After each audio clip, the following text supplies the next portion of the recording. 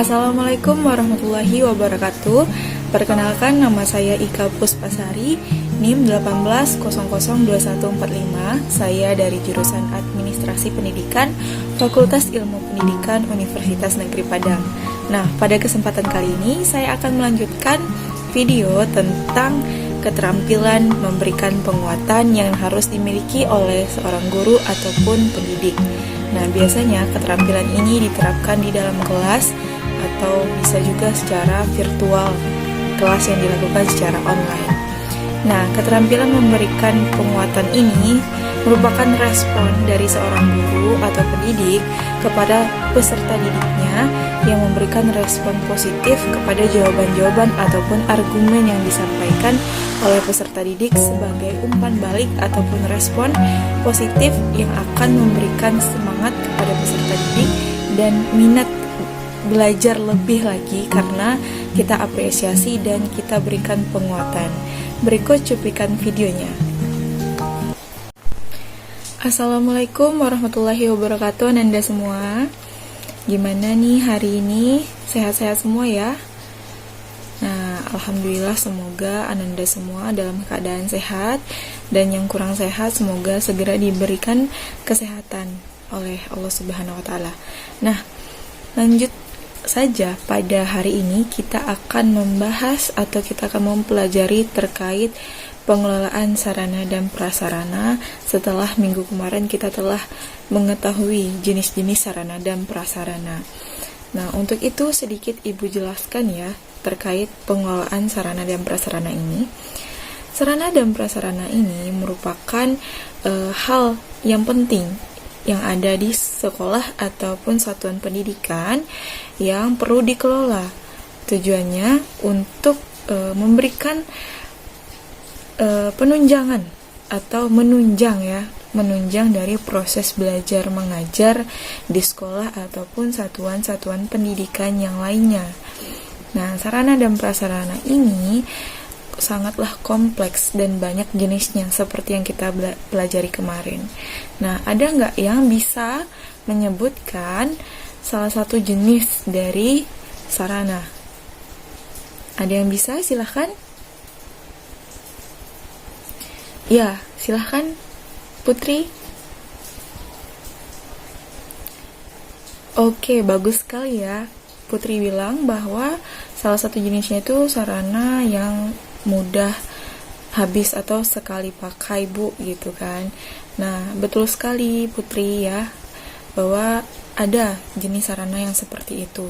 Dan ada juga barang yang tidak habis pakai, seperti jangka pakainya itu lama gitu. Kalau yang habis pakai seperti spidol dan lain-lain yang sekali dalam jangka waktu beberapa hari sudah habis dan harus diganti lagi.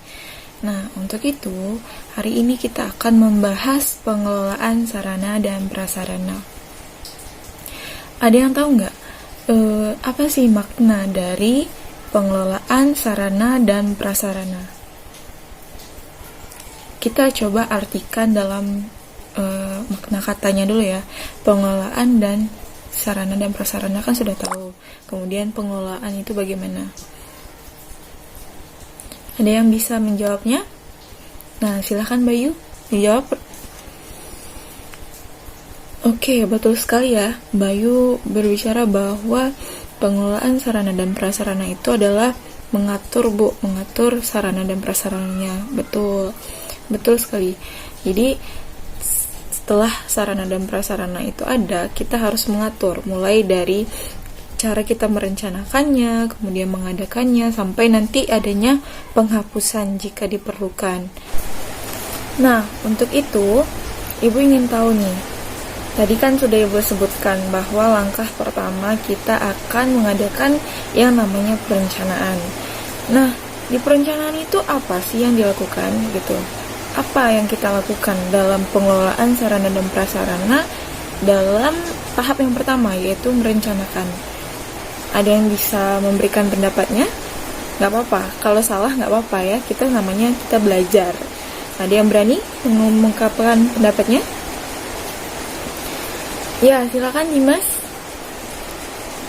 Oke, Oke, beri aplaus dong. Tepat sekali. Dimas mengatakan bahwa jika merencanakan itu, Bu, kita memikirkan apa saja sih yang kita butuhkan, sarana apa saja sih, jumlahnya berapa gitu ya.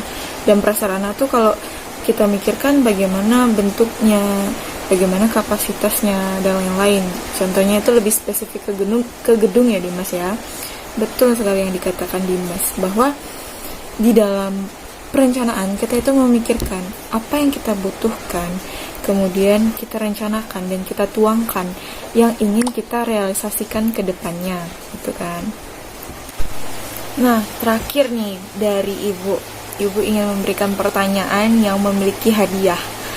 Jika ada yang berani menjawab dan kemudian jawabannya itu tepat, maka Ibu akan memberikan hadiah kepada orang yang bersangkutan. Hadiahnya nanti ya, ditunggu. Nah, siap-siap nih pertanyaannya. Pertanyaan dari Ibu, kapan sih kita harus melakukan penghapusan dalam pengelolaan sarana dan prasarana? Oke, yang paling cepat tadi, siapa ya yang paling cepat tadi? Putra, silakan Putra. Oke, boleh lah ya, tapi belum tepat nih Putra. Tapi nggak apa-apa, karena Putra sudah berani dan yang paling tepat. Jadi Ibu akan kasih nilai plus di absen Putra hari ini ya. Jadi untuk anak-anak Ibu yang nanti bakal di terakhir itu setiap pembelajaran dengan Ibu bakal ada sesi tanya jawab, dan di sana siapa yang berani dan jawabannya tepat nanti akan Ibu berikan suatu apresiasi nilai tambah atau nilai plus ya. Jadi dalam pembelajaran Ibu harap anak-anak Ibu tuh serius dan fokus. Jadi dalam menjawab pertanyaannya itu nanti bisa ya. Nah, kita apresiasi dulu deh untuk Putra, untuk keberaniannya ya.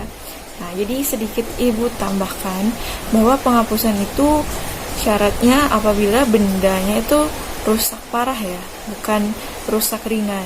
Jadi apabila benar-benar sudah tidak bisa digunakan, maka itu boleh diadakannya penghapusan.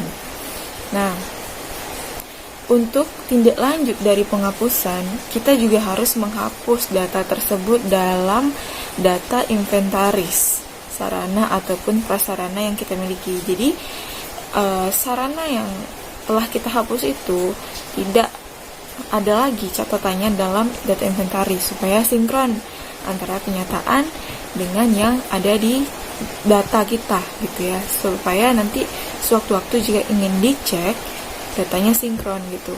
Pas dilihat di catatan, oh kok masih ada bangku yang ini ya, seri ini ya, tapi pas dilihat lo bangkunya kemana, kan itu jadi pertanyaan besar nanti. Nah, maka dari itu setelah adanya penghapusan, kita juga harus mengadakan penghapusan dalam data inventaris kita yang kita miliki sebagai pedoman ataupun acuan dalam melihat kekayaan ataupun aset ya, aset dari sekolah tersebut. Nah, terima kasih ya Ananda atas partisipasinya hari ini. Ibu sangat bangga dan semangat belajarnya. Nanti bakal akan ada ulangan di minggu depan, jadi harus rajin belajar. Dan Ibu harap pembelajaran hari ini dapat Ananda ingat ya sampai nanti, dan bukan hanya sekedar ingat tapi dipahami dan diimplementasikan nanti insyaallah. Ya, terima kasih atas perhatiannya. Ibu tutup ya dengan wassalamualaikum warahmatullahi wabarakatuh. Stay safe dan stay healthy.